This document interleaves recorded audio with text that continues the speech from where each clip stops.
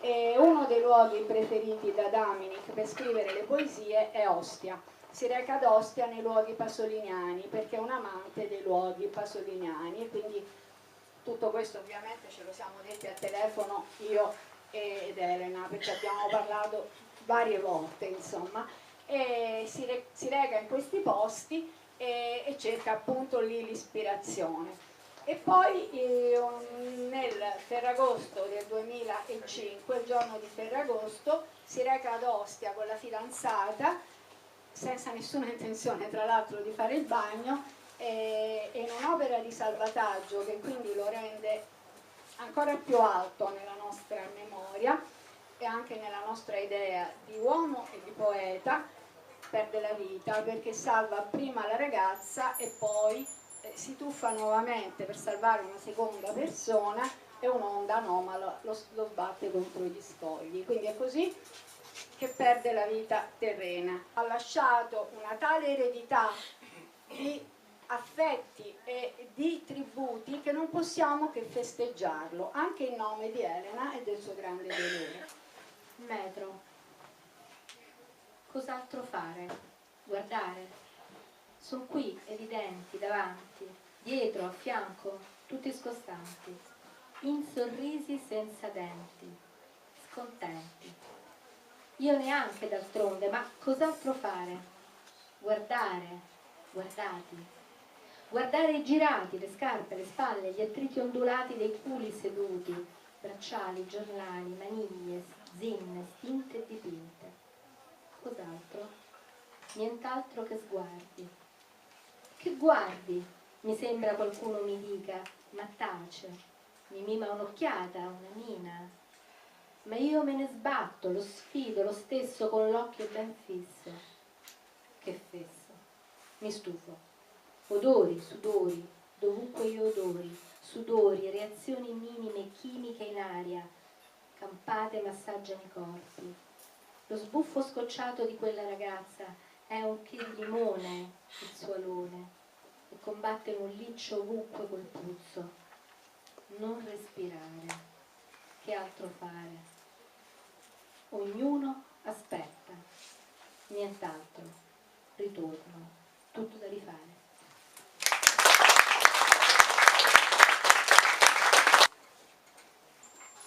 È quando stai con un ospite che ti senti bene.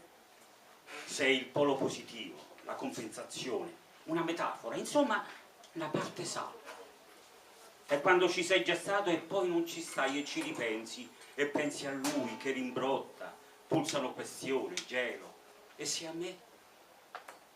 Ciò che si immagina scompone. Non ha suono, verbo, frase, è solo fiato che si schiaccia. Ma tanto dopo devo tornare, lo incontro ancora e sono salda metafora e compenso in positivo, gli stringo la mano e accetta la sigaretta. Si parla. È quando stai con lui che discuti infallibile, mentre Ciarra sbanda, sozzeggia, fumo, retrocede, che pensi che non riesce a star fermo e scegli di andare dietro a piccoli passi, che lui non se ne accorga, pensa il morbo, impercettibili. Potrebbe anche non essere così. Allora, prendo le pagine de Il cielo incompiuto di Daminic Ferrante. Sono stato colto da una fascinazione intensa che dubito di potervi restituire con le mie parole.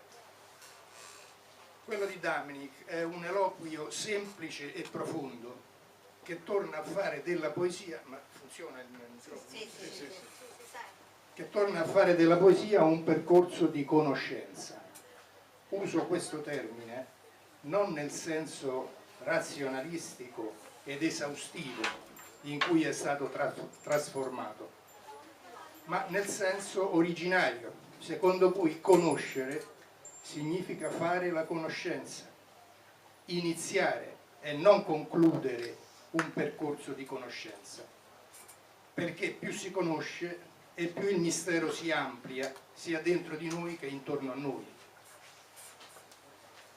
Daminic ci propone un viaggio nella vita, ci mette davanti la vita, ci immerge nel suo flusso misterioso, ma non pretende per questo di svelarne il mistero. Vaghiamo, egli scrive, per intuire tutto, non capire niente. Un verso fulminante, dove si racchiude congiuntamente tutta la forza del dubbio e tutta la forza della fede. La fede che fa intuire tutto, il dubbio che mette in crisi l'intuizione. Ma l'una serve all'altro e viceversa, perché ci vuole una grande fede per poter dubitare e ci vuole un dubbio fortissimo per poter crescere nella fede. Le due cose non sono separabili in una visione globale dell'uomo e della vita.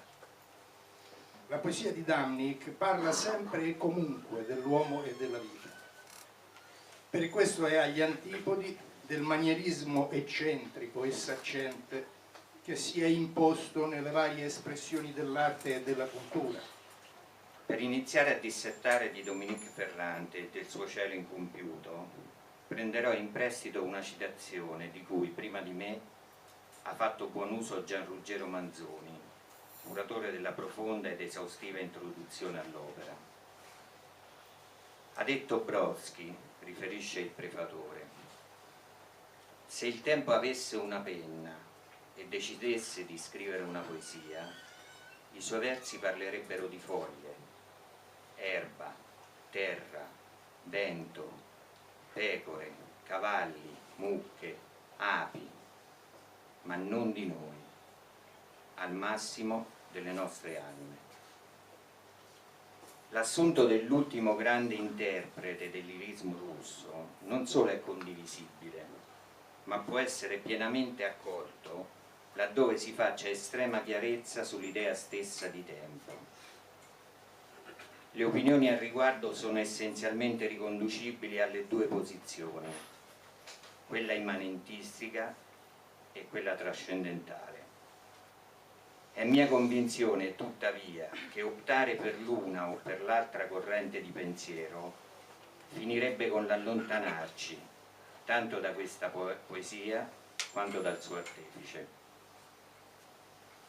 Dominique, lo sappiamo, oggi non è con noi, ma possiamo tentare, per ciò che è data alle nostre possibilità ovviamente, di stabilire un contatto, una connessione, tranquilli, nessun rito, nessuna intercessione di carattere mediatico.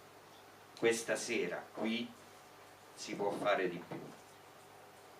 Colmare la distanza al punto di scorgerlo, velato ma vivo, dietro la cortina che divide la sua dalla nostra dimensione.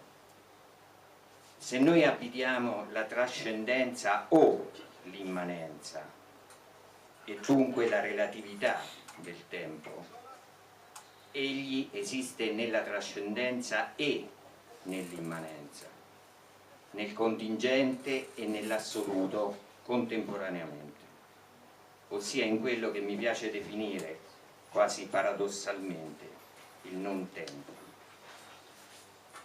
Quale altra occasione allora può presentarsi migliore? Dialogare tramite una parola diversa, la parola che con queste poesie ha voluto lasciarci in dono.